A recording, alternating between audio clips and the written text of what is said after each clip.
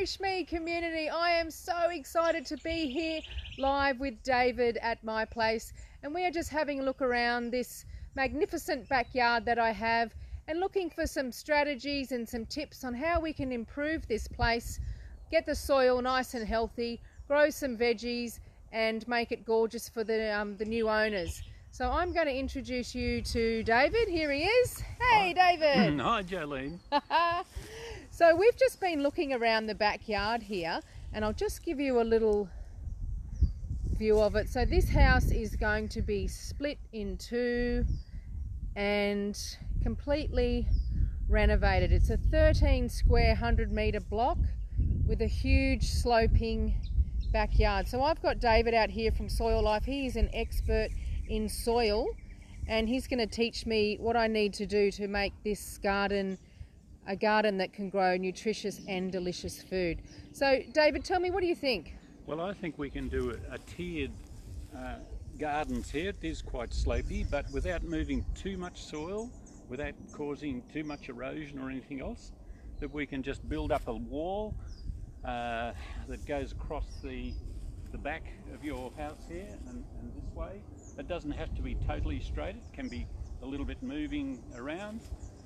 Whether that wall is made out of timber or brick doesn't matter, but if we build it up say that height and then take that back in there, and we can have a little walkway where you can walk and you can still reach the produce that you're going to grow here, you know, for eating. You know, it could be lots of little things, plants that you could put in here, even from berries to vegetables growing in season, and just a great place to grow your own food. You want to grow the food that is right for you and your family, and with soil, putting your compost in and building up the soil, it can benefit the soil that you have here now. So by collecting all of your veggie scraps, we can compost it and put it into your garden to build your garden. So rather than try and do everything at once, you might start up at the top here and gradually work your way down the slope. Yeah, sounds like a plan. Shall we have a little look at what I've got already happening in the compost up here? So David had some terrific ideas to get started. So I'm producing about 2 of these little, what would you call them? These little household scraps here. About 2 of these buckets a week I'm getting, which is a fair bit. So David, what would you suggest I do to get rid of some of that? Well, I notice you have your black bins and things here. If we started off with this one, he's empty. You need to put a couple of holes in the bottom so that the water can, when it rains, it's going to be sitting out in the open. The moisture can go down into your soil.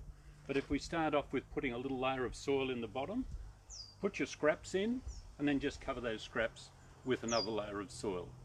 So you probably get of your little bin there might be 5 or 6 might fit into that bin of compost with soil on top, so that keeps all the flies and everything away.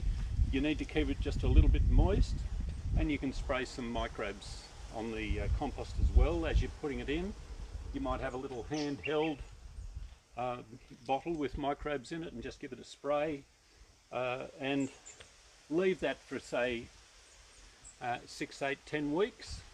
Just keep it moist, make sure it's moist, and that will all compost down in that bin. In the meantime, while that's composting, you've moved on to your next bin, and you can put some organic matter, even the wood chip that you have here, if you're going to do anything with it.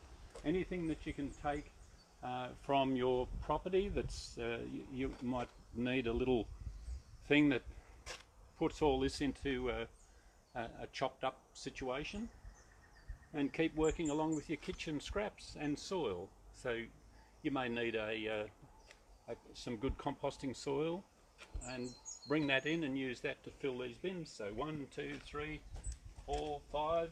So say 2 weeks for each one to fill up. So that's 2, 4, 6, 8, 10 weeks. This one, the first one you started with, could well be ready to go to start to put into your soil, into your garden. So while you're building your gardens and going across, you're starting to put nutrition and everything into your garden by recycling your waste that's happening up in your house. Yeah, and also using a lot of that organic waste too, which would be beautiful because this is really good quality scraps here. So tell me about, so I've got one here that I've already started. Now you had a bit of a look in that and you sort of straight away said it needs some soil. Yes, well we've got vinegar fly, and you know it needs to have a good composition of soil, probably equal amounts of compost to soil, and all the microbes in the soil, and then the microbes that you can additionally add into the compost, and this will all be nice and won't have a bad smell, and it'll get into a composting process. Okay, sounds perfect. And you can tell me where I can get some good soil locally from, can't you? Well, I think down in Murwillumbah there's some really good gardening people down there in Quarry Road. Okay, sure. And we're looking to have some microbial based compost there with them very soon. So. Oh, that sounds excellent. Yes. So that'll be a great place to get that. Awesome, thank you. All right, so shall we go down, David, and I will show you my little attempt of a backyard veggie garden. So I did start it up here, Yes. but I didn't get enough sun. So then I moved it to the back. So just be careful coming down there, mate. Hello, we've got Fiona watching. Hey, Fiona. Right, so I've got David here from Soil Life. Hi, Fiona. So a lot of people will watch this on the replay. Okay, so this was my little dugout veggie garden. Yes. Okay, well if I get down here and have a quick look at your soil.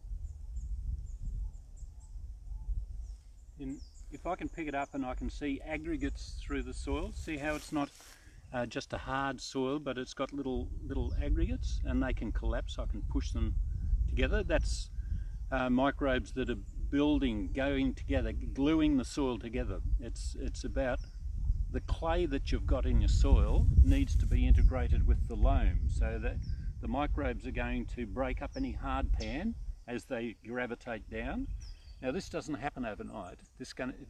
For them to get down to 1 metre into your soil takes 2 years.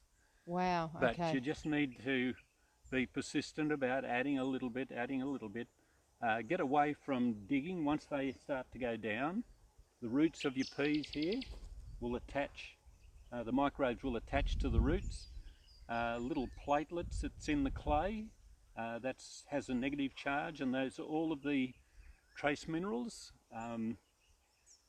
gravitate to those little platelets that stand up like that within the clay. So those little platelets, once they're up structured like that, that's the pantry of the soil where all of the microbes go in there, the roots of the plants go in there, fungi goes in there, and they just get there and they convert trace minerals to a nutrient. Then the plants take up those nutrients, and as the moon is rising up to a full moon, the sun shines on the leaf with the nutrients up in the leaf, and that's converted to a carbohydrate. Oh, wow. And then on the sun helps to do that. Then on the waning moon, the energy flows back down with the carbohydrates back into the soil and feeds your microbes. Ah, so this is where they talk about planting by the moon. Yes, so there's this beautiful synergy between plants that are growing and the life that's in the soil. So they develop. Peas might like certain microbes around its roots, so it will exude a carbohydrate that will attract those actual microbes that it wants around, and fungi that it wants around its roots. So there's this wonderful thing. So when you look at this garden here, straight away, are you like, okay, it's a bit dry, it's lacking in nutrients? What was your first thought when you saw it? Well, I think I can see this with the aggregation and everything else. All it needs here is some mulch on the soil. Yeah. Okay. And don't let the sun shine directly on your soil. So keep it covered and give it a water. And of course that mulch that's on top needs to be a breathable mulch. But there's So sugarcane mulch, or yes, sugarcane, anything like that is going to be fine, you know. Some people don't like sugarcane mulch, but once the microbes get into it and break it down, they can convert and change things,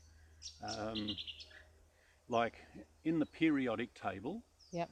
every element that goes along, the difference between that one and to this one is 1 electron. And microbes can pinch electron off that one and make a different thing, a different product. So these microbes and fungi, everything else in the soil, protozoa in the soil, has this ability to change nitrates to nitrites and nitrites to nitrogen. Another way to get nitrogen in your soil, because you've got aggregates in your soil, you've got air spaces in between. So air is 78% nitrogen, 21% oxygen. So there's all the nitrogen you would ever need. You know, people never been told this. You know, they've said, oh no, you need nitrogen, you need urea. That's not quite true. So we can live without urea and everything else because we're breathing in the air. We're converting that nitrogen and oxygen to a usable form to keep us alive. The same thing can happen in the soil. So aggregation is really, really important in a cubic metre of soil, you should have 200 litres of air. Okay. If you've got 200 litres of air, then you can have 200 litres of water when it rains. It's going to store that water in the soil.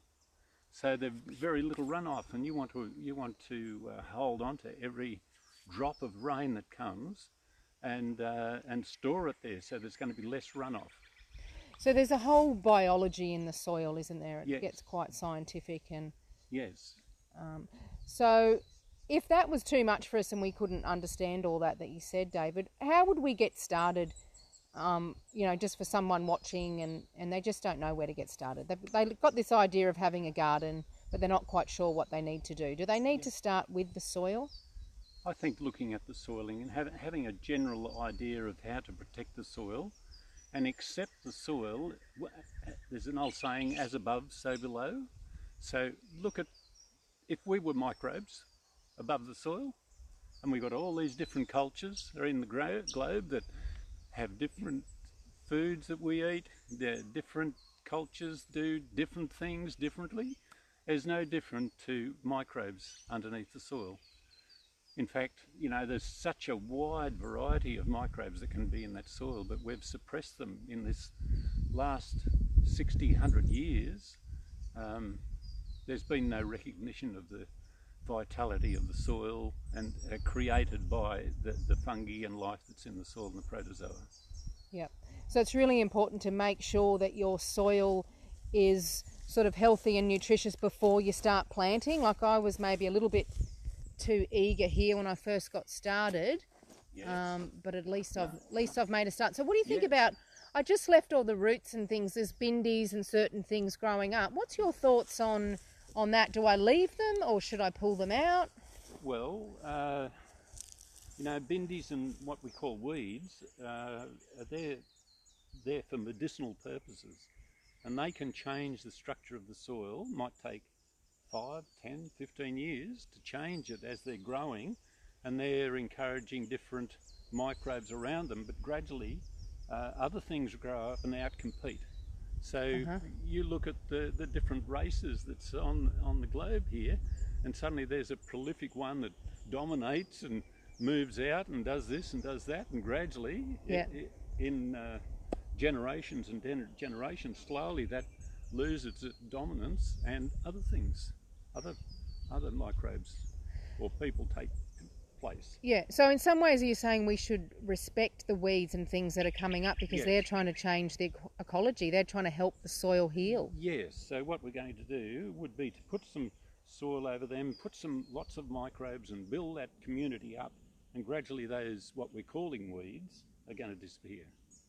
They will disappear. I wouldn't worry too much. I'd put them in the compost bin to speed it up a little bit so that you've got things there, but they're a vegetative product that's going to break down into compost and provide food and nutrients for